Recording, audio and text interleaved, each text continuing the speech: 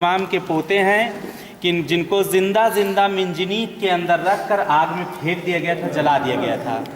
बहरहाल इनकी ज़ियारत बहुत ही बाफजीलत ज़ियारत इनकी है।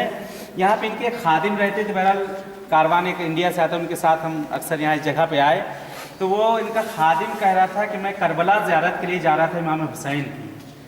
तो महरान बॉर्डर पे जब पहुँचे वहाँ बस वगैरह चेक इन वकिन होती है, वहाँ काफ़ी टाइम लग गया। तो कह रहा मैं बस में सो गया और बस में सोया तो मैं देख रहा हूँ ख्वाब में क्या देख रहा हूँ, तो मैं वहीं पर वो यहीं बाहर खादिम खड़ा होता, मौला बूढ़ा सा है, कह रहे मैं वहाँ पर खड़ा हूँ। मैं देखा कि उस जगह पर खड़ा तो कुछ नूरानी शख्सियतें अंदर वारिद हुई, कुछ नूरानी शख्सियतें अंदर वारिद हुई और वो लोग अंदर गए। फिर कुछ देर के बाद लोग वापस आए।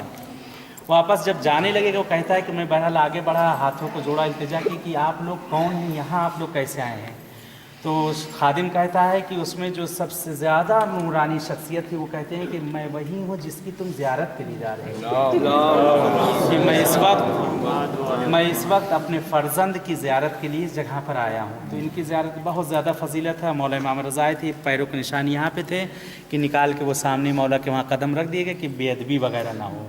तो बहरहाल यहाँ अपनी दिलों में दुआएँ जो आपके हैं सब दुआएँ वगैरह मांगिएगा। और ये अब आखिरी ज़ियारत है कि इंशाअल्लाह फिर उसके बाद वापसी कल आप लोगों की है।